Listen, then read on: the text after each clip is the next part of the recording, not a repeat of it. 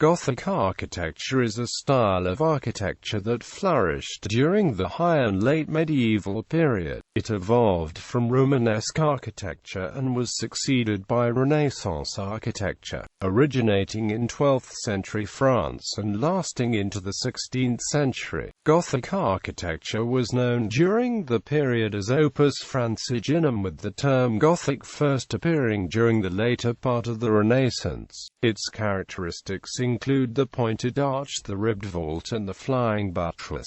Gothic architecture is most familiar as the architecture of many of the great cathedrals, abbeys, and churches of Europe. It is also the architecture of many castles, palaces, town halls, guild halls, universities, and to a less prominent extent, private dwellings, such as dorms and rooms. It is in the great churches and cathedrals and in a number of civic buildings that the Gothic style was expressed most powerfully, its characteristics lending themselves to appeals to the emotions, whether springing from faith or from civic pride. A great number of ecclesiastical buildings remain from this period, of which even the smallest are often structures of architectural distinction, while many of the larger churches are considered priceless works of art and are listed with UNESCO as World Heritage Sites. For this reason, a study of Gothic architecture is largely a study of cathedrals and churches. A series of Gothic revivals began in mid-18th century England, spread through 19th century Europe, and continued, largely for ecclesiastical and university structures, into the 20th century. Terminology. The term Gothic architecture originated as a pejorative description. Giorgio Vasari used the term barbarous German style in his Lives of the Artists to describe what is now considered the Gothic style, and in the introduction to the Lives he attributes various architectural features to the Goths, whom he holds responsible for destroying the ancient buildings after they conquered Rome, and erecting new ones in this style. At the time in which Vasari was writing, Italy had experienced a century of building in the classical architectural vocabulary revived in the Renaissance and seen as evidence of a new, golden age of learning and refinement. The Renaissance had then overtaken Europe, overturning a system of culture that, prior to the advent of printing, was almost entirely focused on the church and was perceived, in retrospect, as a period of ignorance and superstition. Hence, François Rabelais, also of the 16th century, imagines an inscription over the door of his utopian abbey of Thélème: "Here enter no hypocrites, bigots," slipping in a slighting reference to Goths and Ostrogoths. In English 17th century usage, Goth was an equivalent of Vandal, of savage despoiler with a Germanic heritage, and so came to be applied to the architectural styles of Northern Europe from before the revival of classical types of architecture. According to a 19th century correspondent in the London journal Notes and Queries,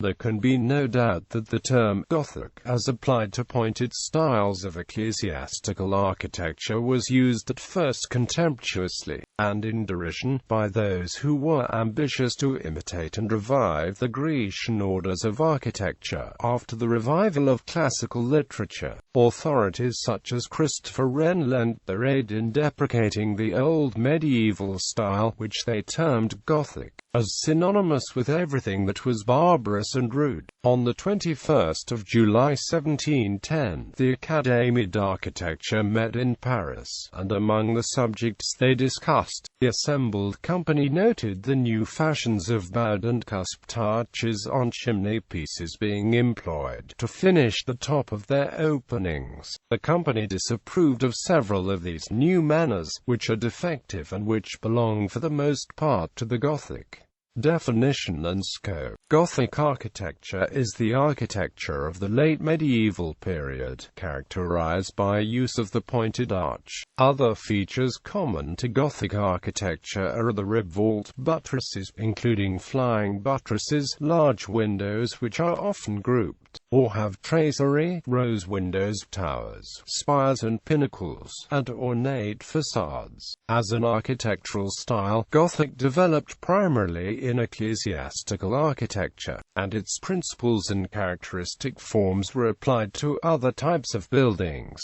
Buildings of every type were constructed in the Gothic style, with evidence remaining of simple domestic buildings, elegant townhouses, grand palaces, commercial premises, civic buildings, castles, city walls, bridges, village churches, abbey complexes and large cathedrals.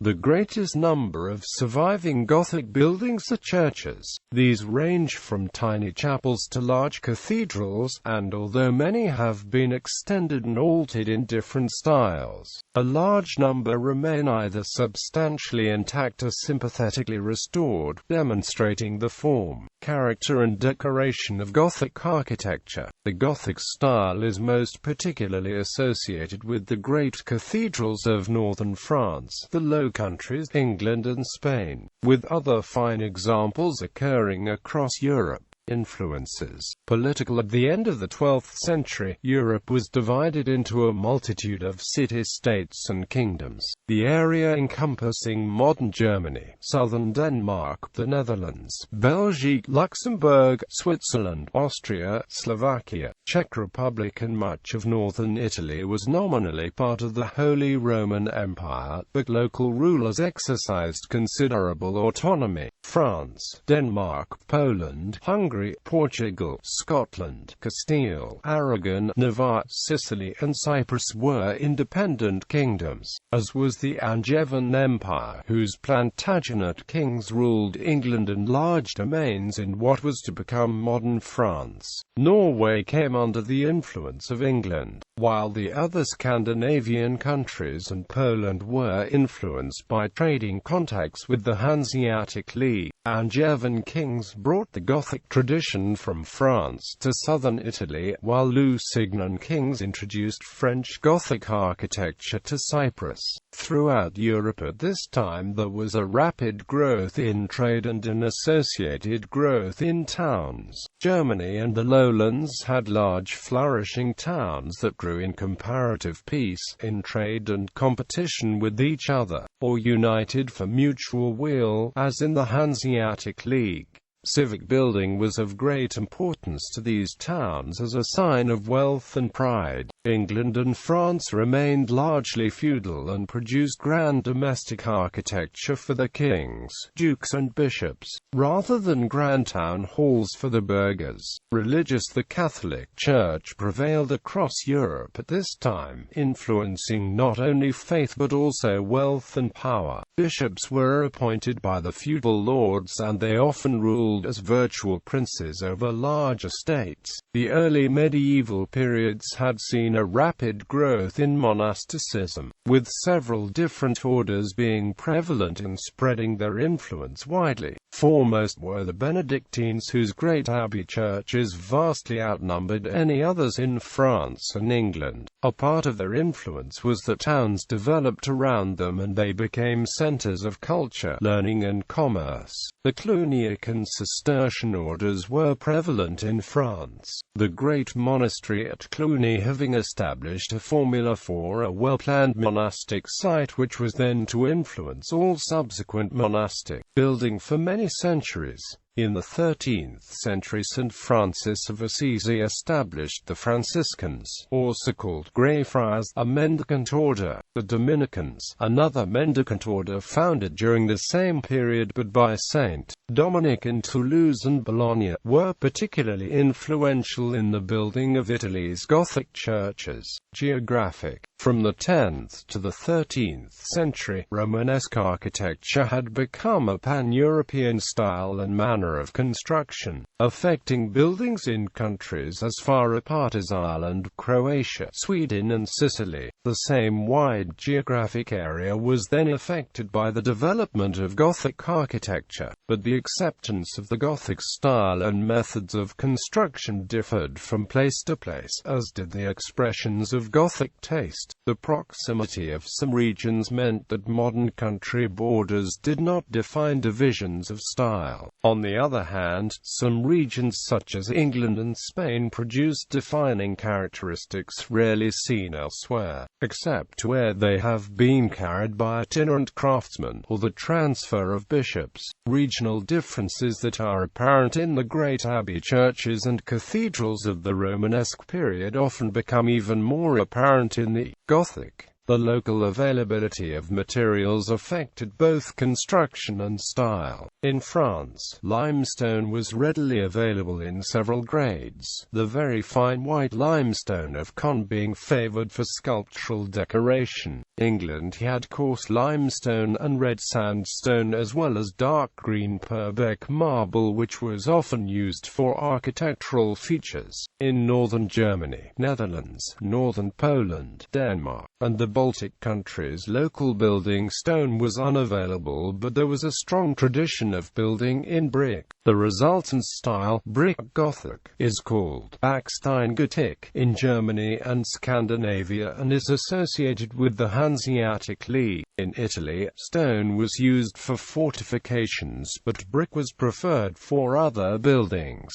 Because of the extensive and varied deposits of marble, many buildings were faced in marble, or were left with undecorated facades so that this might be achieved at a later date. The availability of timber also influenced the style of architecture, with timber buildings prevailing in Scandinavia. Availability of timber affected methods of roof construction across Europe. It is thought that the magnificent hammer-beam roofs of England were devised as a direct response to the lack of long straight seasoned timber by the end of the medieval period, when forests had been decimated not only for the construction of vast roofs but also for shipbuilding. Architectural background. Gothic architecture grew out of the previous architectural genre, Romanesque. For the most part, there was not a clean break, as there was to be later in Renaissance Florence with the revival of the classical style by Filippo Brunelleschi in the early 15th century, and the sudden abandonment in Renaissance Italy of both the style and the structural characteristics of Gothic.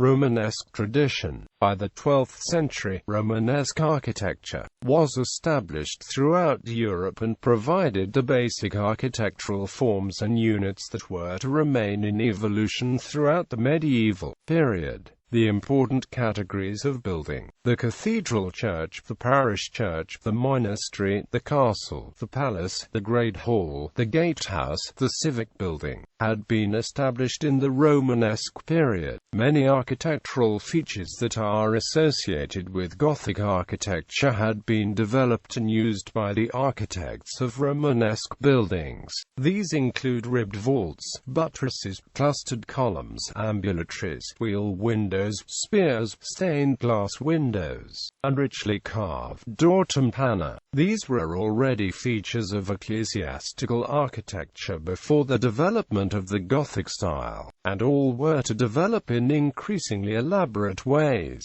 It was principally the widespread introduction of a single feature, the pointed arch, which was to bring about the change that separates Gothic from Romanesque. The technological change permitted a stylistic change which broke the tradition of massive masonry and solid walls penetrated by small openings, replacing it with a style where light appears to triumph over substance. With its use came the development of many other architectural devices, previously put to the test in scattered buildings and then called into service to meet the structural, aesthetic and ideological needs of the new style. These include the flying buttresses, pinnacles and traceried windows which typify Gothic ecclesiastical architecture. But while pointed arches are strongly associated with the Gothic style, It was first used in Western architecture in buildings that were in other ways clearly Romanesque, notably Durham Cathedral in the north of England, Monreale Cathedral and Cathedral of Cefalù in Sicily, Autun Cathedral in France. Possible Oriental influence. The pointed arch, one of the defining attributes of Gothic,